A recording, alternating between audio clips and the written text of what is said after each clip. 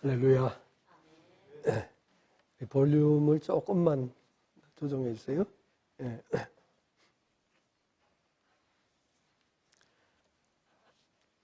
우리 새해가 시작이 되고 오늘은 우리가 둘째 주 주일을 맞게 되었습니다. 이 한 해를 우리가 어떻게 살아갈지 고민이 되시는 분들도 계시고 또 새 한 해가 막막하게만 느껴지는 분들도 계실 것입니다. 그러나 오늘 우리가 하나님의 말씀을 통해서 이 한 해를 우리가 어떻게 살아가야 될 것인가 하는 것을 묵상하시면서 큰 은혜 받으시기 바라고 또 도전이 될 수 있기를 바랍니다. 그래서 오늘은 말씀을 승리의 신앙생활이라 하는 말씀으로 함께 교훈받고 또 은혜를 나누기를 원합니다. 오늘 우리가 이 세상을 살아갈 때에 꼭 우리가 기억해야 될 것, 또 우리가 지켜야 될 원칙이 있습니다.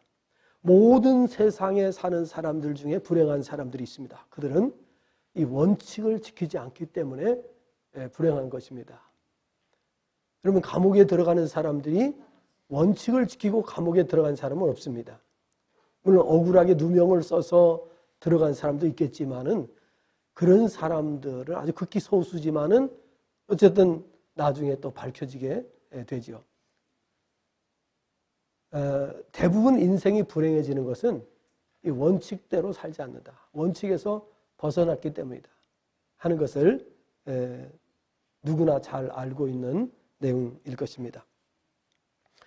오늘 우리에게 이 한 해를 성공적으로 살아가고 또 승리하는 한 해, 복된 한 해가 되기 위해서 우리에게 두 가지 원칙을 본문에서 제시해 주고 있습니다. 여기 히브리서 11장 말씀을 믿음장이라고 이렇게 부릅니다. 그래서 이 히브리서 11장을 보게 되면은 아담으로부터 시작해서 또 이 세상에 영적인 교훈이 될 만한 인물들을 성경에 등장시키시고 그들을 통해서 우리가 이 세상을 어떻게 살아가야 하는지에 대해서 교훈해 주고 있는 그런 말씀이 히브리서 11장을 통해서 우리가 보게 되는데요. 그 히브리서 11장에 나오는 인물들은 하나님께서 정말 귀하게 여기시는, 그래서 하나님께서 복을 주시지 않고는 견딜 수 없으셨던 사람들의 이름이 히브리서 11장에 등장하는 것을 볼 수가 있습니다. 자, 그러면서 12장에 들어오면은 무엇을 말씀하고 있는가 하면은 12장에서 이러므로 우리에게 구름같이 둘러싼 허다한 증인들이 있으니 이렇게 밝히고 있습니다. 자, 이 허다한 증인들은 누구를 말하는가 하면 바로 앞장에 11장에 등장하는 인물들을 가리키고 있습니다. 한평생을 살면서 승리의 삶, 성공의 삶, 성공적인 삶, 또 하나님께서 보실 때에 아주 귀한 삶을 사셨던 분들이 11장에 등장하는 인물들입니다. 38절을 보시게 되면은 이런 사람은 세상이 감당하지 못하느니라. 그들이 광야와 산과 동굴과 토굴에 유리하였느니라. 이렇게 말씀하고 있습니다. 세상이 감당할 수 없는 사람. 우리는 이 세상을 살면서 평범한 삶을 포기해야 됩니다. 평범한 삶을 살아서는 안 되고 비범한 삶을 살아야 됩니다. 남들이 보지 못했던 것을 볼 수 있어야 돼요. 남들이 느끼지 못했던 것을 느껴야 돼요. 남들이 하지 못했던 일을 해야 됩니다. 왜냐하면 그래야 세상은 발전되기 때문에 그런 것입니다. 많은 사람들이 이렇게 말합니다. 왜 그 복잡하고 어려운 일을 하려고 하느냐? 그냥 내버려 둬라. 남들도 신경 쓰지 않는데 왜 당신이 그것을 하려고 하느냐? 저는 가끔 이런 말을 듣습니다. 그러나 우리 인생은 짧고 금방 지나갑니다. 그런데 우리가 그냥 안주하면서 그렇게 살 수는 없는 것입니다. 우리와 우리 다음 세대를 위해서라도 우리는 그렇게 살아서는 안 됩니다.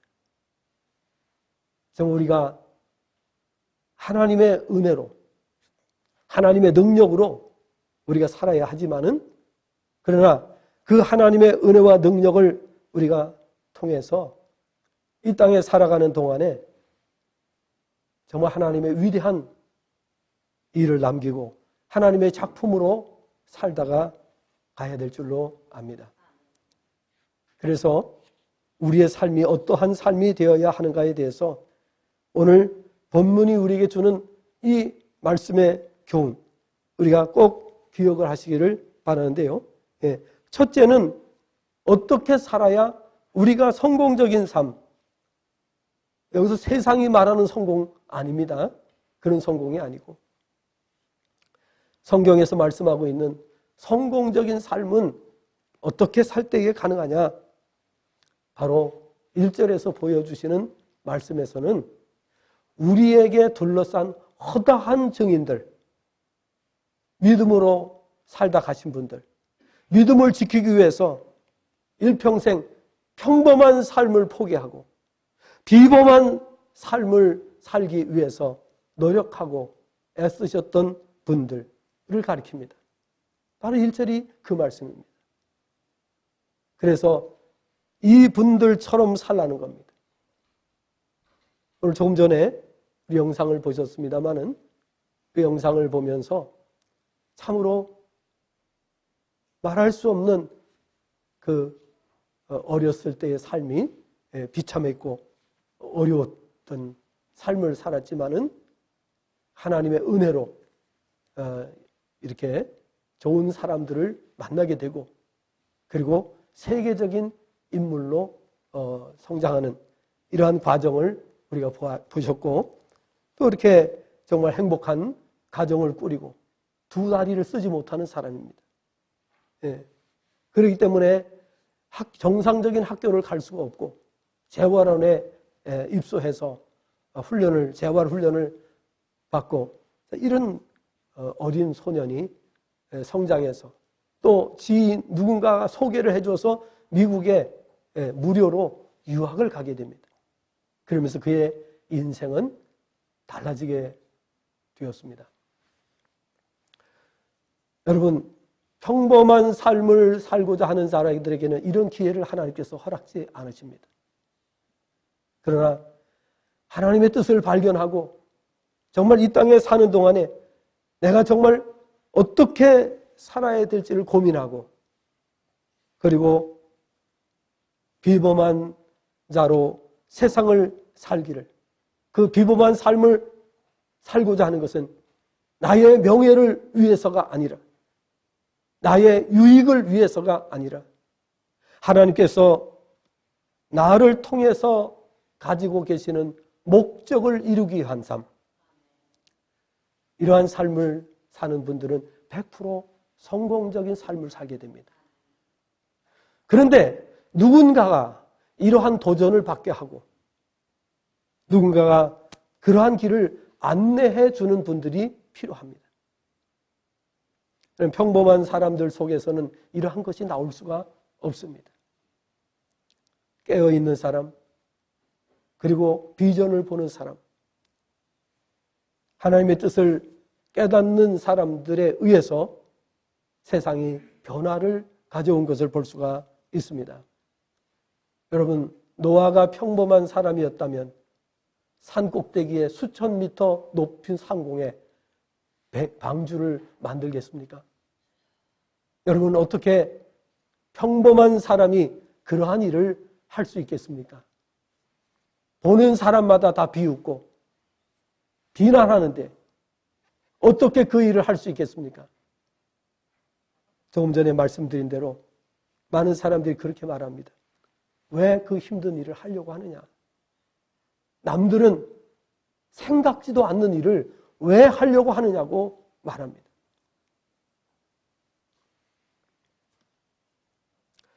한 2005년, 6년 그쯤에 저는 2004년에 이제 사실은 시에서 공무원들 예배를 인도해 달라고 하는 부탁을 어느 목사님으로부터 받게 되었습니다.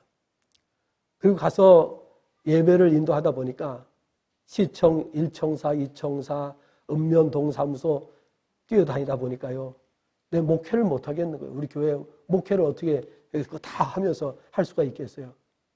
그래서 목사님들이 성탄 추리 점등식을 하고 나서 목사님들 다 이렇게 좀 시청 회의실에 좀 모여달라고 부탁을 드리고 그곳에서 제가 제안을 했습니다. 무엇을 제안했는가 하면은 제가 이렇게 부탁을 받고 우리 시청 공무원들 예배를 인도하다 보니까 도저히 제가 혼자서는 할 일이 아니라고 생각이 됩니다. 그러니까 여러분께서 도와주셔야 이 일을 할 수가 있습니다. 이렇게 호소를 했을 때에 그곳에 모인 목사님들 만장일치로 결정을 해주셨습니다. 그래서 탄생한 것이 바로 시목위원회라고 하는 목회자 협의회입니다. 그래서 이제 우리 남양주시 복음화를 위해서 우리가 예배를 공식적으로 드리게 되고 또 시의 승인을 받아가지고 시의회를 통과해가지고 이 일을 할 수 있게 되었습니다. 그때에 저에게 하는 말이 그랬습니다. 왜 그 복잡한 일을 하려고 하느냐? 여러분, 관공서에 들어가서 없는 조직을 만든다는 것은 해보신 분은 아시겠지만 이거는 상상하기가 어려운 일입니다. 특별히 담당 공무원이 그것을 반대하면 더 힘들어집니다. 그런데 그 당시에 주무팀장이었던 총무과 팀장이 여자분이었는데 그분이 적극적으로 반대를 하는 거예요. 왜 목사님 이걸 하려고 합니까? 왜 이런 복잡한 일을 하려고 합니까? 그리고 기독교가 하면은 다른 종교가 가만히 있겠습니까? 이렇게 이야기를 하는 거예요. 그래서 제가 그렇게 말했습니다. 저는 우리 남양주시의 발전을 위해서 우리가 기도하기 위해서 이 모임을 갖기를 원한다. 결국은 시장님도 그걸 허락을 하시고 그리고 결국은 시의회를 통해서 이것이 이루어졌습니다. 지금까지 매월 예배가 드려지고 있습니다. 17년 동안 매월 예배를 드렸고요. 남양주시는 엄청난 발전을 거듭해 온 것을 보게 됩니다. 우리가 평범한 삶을 살려고 한다면 힘들고 어려운 일은 하지 않게 됩니다.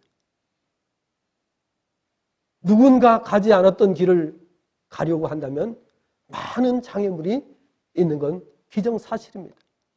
그러나 그러한 일을 누군가가 희생하지 않는다면 아무 일도 발전되어질 수가 없는 것입니다. 따라서 오늘 우리에게 주시는 이 교훈의 말씀을 보니까 이렇게 구름같이 둘러싼 허다한 증인들은 바로 평범한 삶을 포기하고 비범한 삶을 살기로 작정하셨던 분입니다. 그래서 우리 앞서 신앙생활을 성공적으로 하셨던 구름같이 많은 분들을 증인으로 삼고 나가라는 것입니다. 그럴 때에 우리가 힘들고 지칠 때 그분들을 생각하면서 다시 일어설 수가 있는 것입니다. 왜냐하면 아브라함도 그랬지. 이렇게 되죠. 노아뿐만 아니라 아브라함도 그랬고 위대한 하나님의 사람들이 어떻게 했지? 이러한 상황이 왔을 때 어떻게 이것을 극복해냈지? 이런 것을 생각을 하면서 그 길을 가게 된다고 하는 사실인 것입니다. 그리고 이제 2절에서 말씀하고 있습니다. 두 번째 원칙이 있습니다. 더 중요한 거죠. 이거는 믿음의 주요 온전케 하시는 이인 예수님을 바라보아야 한다는 것입니다.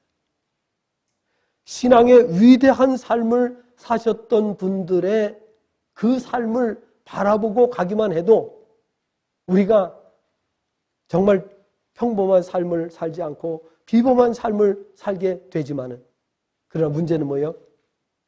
그것만 가지고 안 되는 거죠. 믿음의 주요 온전케 하시는 주님을 바라볼 때에 주님은 우리에게 능력까지 부여해 주시는 줄로 믿습니다. 그래서 결과적으로는 우리가 성공적인 삶, 승리하는 삶, 그리고 비범한 삶을 살게 된다고 하는 사실인 것입니다. 우리는 하나님의 은혜로 살아야 됩니다. 하나님의 은혜가 없이 살 수 있는 존재는 그 어디에도 없습니다. 하나님은 우리 전 존재의 근원이십니다. 나를 있게 하신 분, 곧 나를 지으신 분이 하나님이시고 내 삶의 전부가 되시는 분이 하나님이세요. 네. 예배 끝난 다음에 집에 가셔서 아멘 하시기 바랍니다. 네.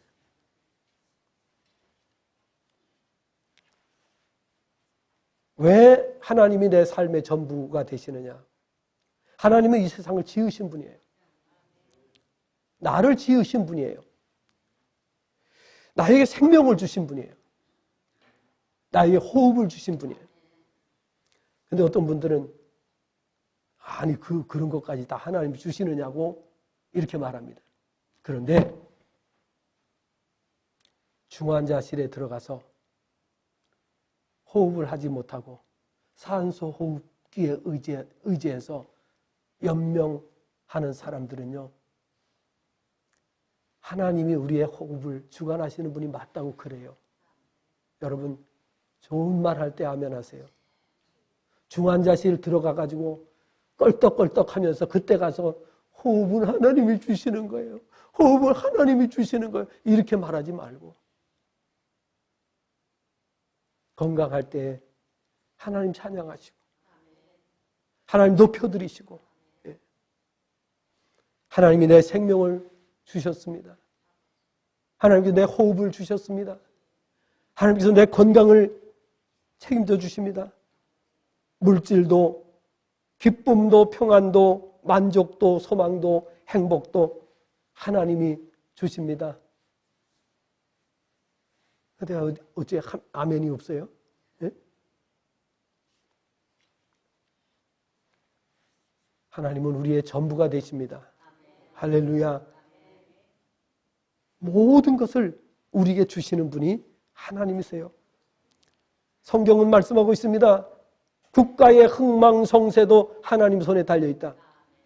여러분, 지금 성경에 나오는 모든 국가들을 보면은요, 하나님께서 그 나라들을 세우시고 그 나라들을 없애시고 그 나라들 힘을 빼놓으시고 전부 다 하나님께서 하셨다고 성경은 기록하고 있어요. 역사를 하나님께서 주관하셨어요. 그래서 고대의 제국들 하나님께서 말씀하신 대로 세워지셨고 하나님께서 말씀하신 대로 망했습니다. 하나님의 말씀을 벗어나서 그 어떤 국가도 존재하지 않습니다. 개인도 마찬가지입니다. 아니라고 하시는 분들은 중환자실에 들어가야 그때서 생각을 하는 거예요. 얼마나 비극적인 삶입니까? 젊었을 때 건강할 때 힘있게 주님을 위해서 살라고 우리에게 건강을 주셨는데 그거 쓸데없는 곳에 다 낭비해버리고, 그리고 마지막 중환자실에 들어가서 그때서 하나님을 찾는 인생, 가장 미련한 인생이라는 사실을 기억을 해야 됩니다. 하나님께서 나에게 왜 생명을 주셨는가? 왜 나에게 호흡을 주시고 나의 건강을 지켜주시는가? 하나님께서 나에게 왜 가족을 주시고 물질을 주시고 직장을 주시고 이 모든 것들을 왜 주셨는가 하는 것을 깨닫는 자가 되셔야 됩니다. 그리고 하나님께서 그 주신 목적을 바로 알고 그 목적대로 살아가는 성도가 되면 참 행복, 참 기쁨, 참 평안, 참 자유, 참 만족, 참 소망, 참 행복을 보장받게 되는 것입니다. 지금 이 순간에도 그렇게 다 그것을 누리셔야 됩니다. 내일 누려야 되겠다 이게 아니라 오늘 누리셔야 됩니다. 다시 말씀드립니다. 참 평안, 참 기쁨, 참 자유, 참 만족, 참 소망, 참 행복은 지금 이 순간에 누려야 됩니다. 다음 달에 누려서도 안 됩니다. 계속 누리셔야 됩니다. 나는 행복하다. 나는 행복하다. 이 순간 나는 행복하다. 항상 그렇게 말할 수 있는 것이 참된 성도입니다. 교회 다니는 사람처럼 행복하지 않은 사람이 있다면 그는 신앙생활을 하는 사람이 아닌 것입니다.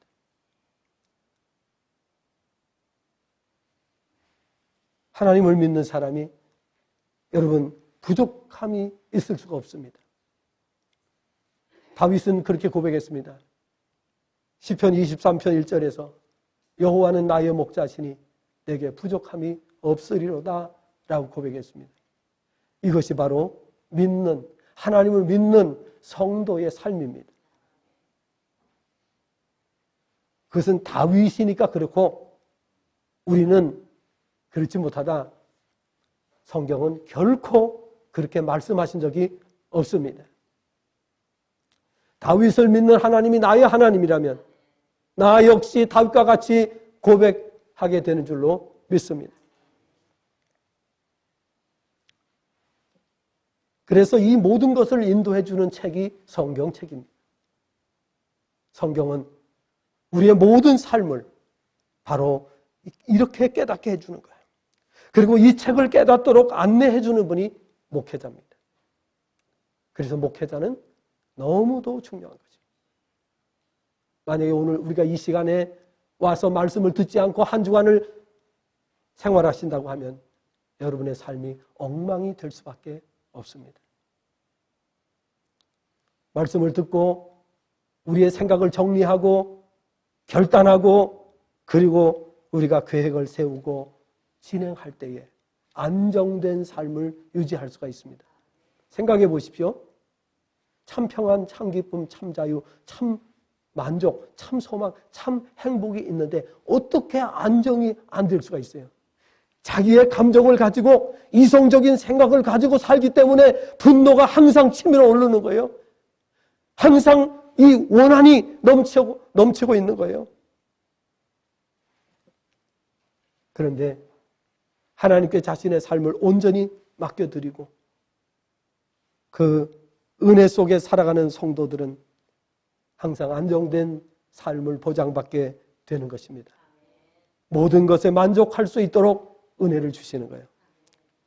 그런데 이렇게 말씀을 들어도 사람들이 이것을 전부 다 영적으로 받으면 좋은데 이성적인 사고로 바꿔버린다는 거예요.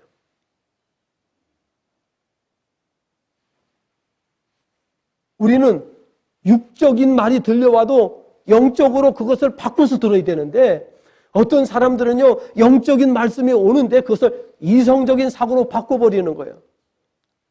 육적인 생각으로 바꿔버린다는 거예요. 평생 그렇게 신앙생활 해봤자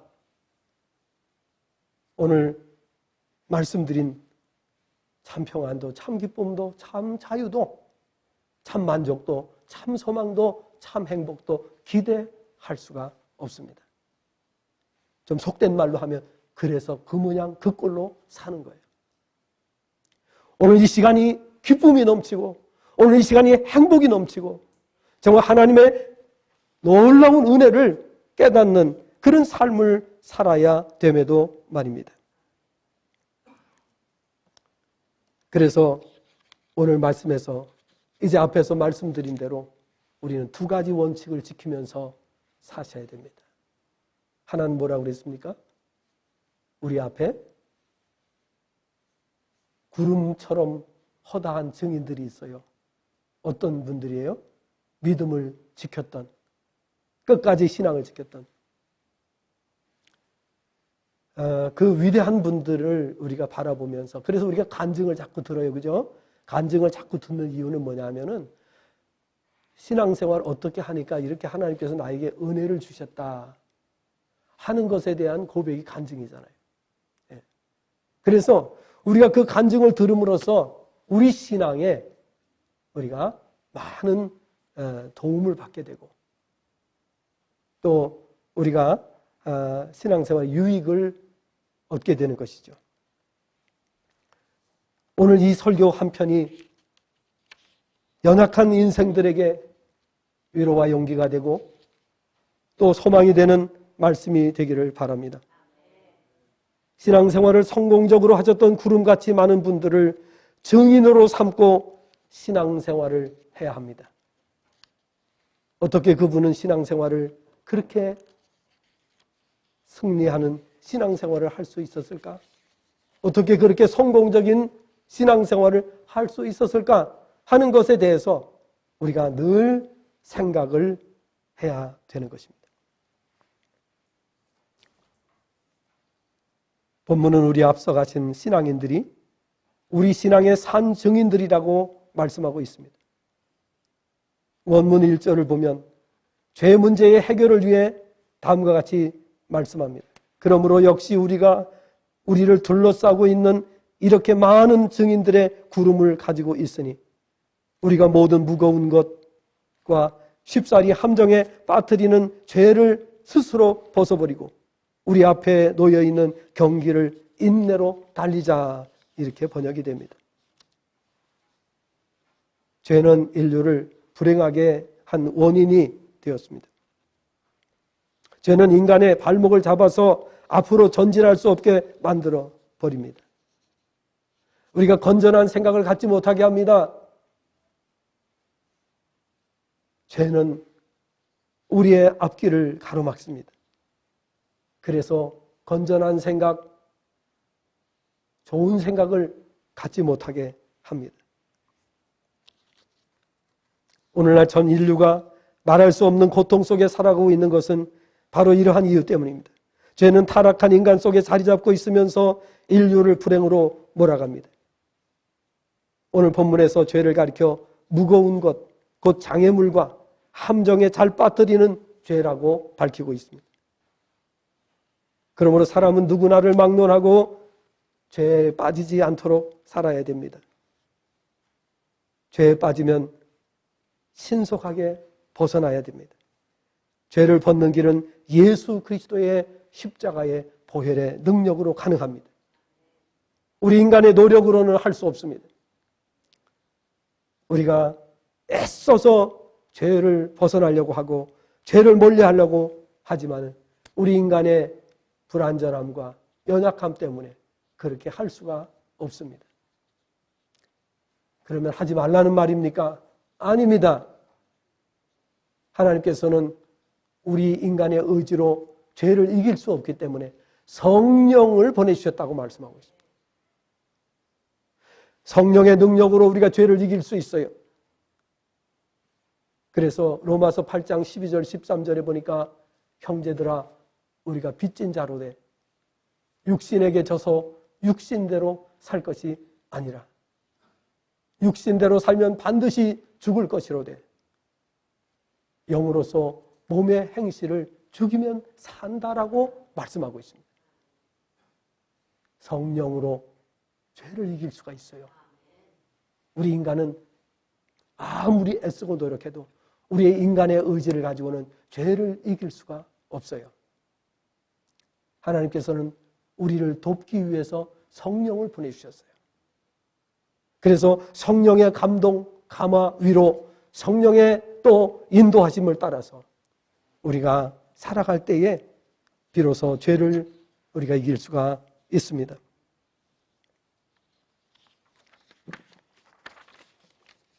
이처럼 성도가 죄의 달콤한 유혹에 빠져 세상의 한눈을 팔고 있을 때 사탄의 공격의 대상이 됩니다. 죄는 믿는 자들에게 장애물이 되며 함정에 빠지게 하는 것을 알고 항상 조심해야 합니다. 우리가 신앙의 위인들의 신앙의 발자취를 따라서 살아가게 되면 승리의 신앙생활을 할 수가 있습니다.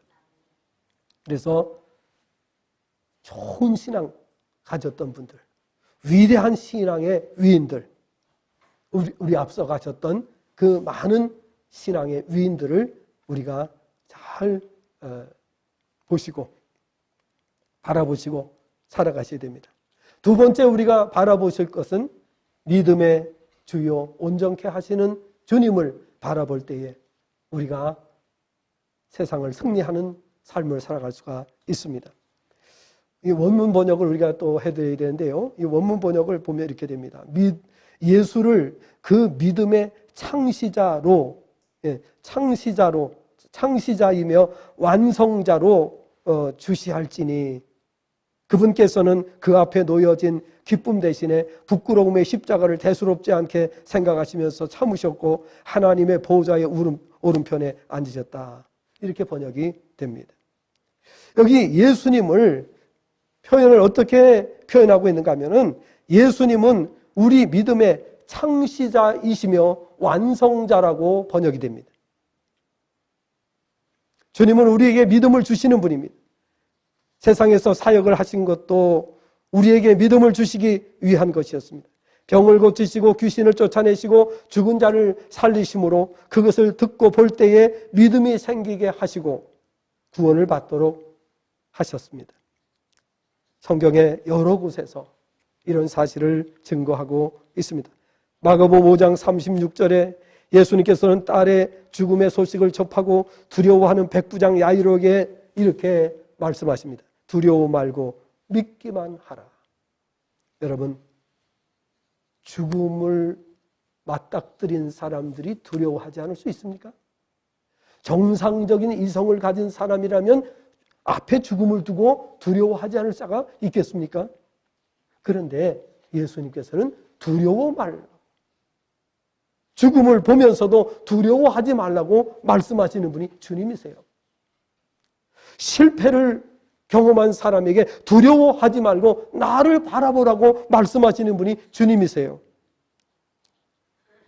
마가복음 4장 35절의 이하를 보게 되면은 바다에 풍랑이 일었을 때 제자들이 혼비백산이 됐죠.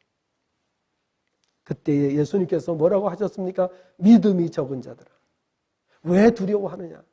라고 말씀하셨어요. 여러분, 정상적인 인간이라면 어떻게 생각합니까? 아니, 그걸 보고도 두려워하지 않을 자가 누가 있겠습니까? 라고 말해야 정상 아니겠습니까? 그런데 예수님께서는 왜 두려워하느냐고 묻고 계십니다. 인간들로서는 당연한 일 아닙니까? 우리가 어떻게 이 상황에서 두려워하지 않을 수 있겠습니까? 라고 말하는 것이 정상적이 아니겠습니까? 그런데 예수님이 아무리 그 말씀하셔도 사람들은 믿지를 못합니다. 그러다가 예수님이 십자가에 죽으시고 3일 만에 부활하신 후에 비로소 그 믿음을 갖기 시작을 합니다. 죽은 자를 살리시는구나. 그런데 예수님의 부활을 보기 전에는 죽은 자들 앞에서 왜 두려워하느냐고, 두려워하지 말고 믿기만 하라고 말씀하셔도 전혀 먹혀 들어가지가 않습니다. 그러나 예수님이 부활하신 후에 비로소 그 사실을 인정하기 시작해요. 믿음으로 받아들이게 된 것을 볼 수가 있습니다. 두 번째는 예수님은 십자가를 참으시고 하나님 보좌 우편에 앉으신 분이세요. 그래서 우리가 그분을 바라보셔야 된다, 바라봐야 된다고 말씀하고 있어요. 2절 하반절을 보면 이렇게 번역이 됩니다.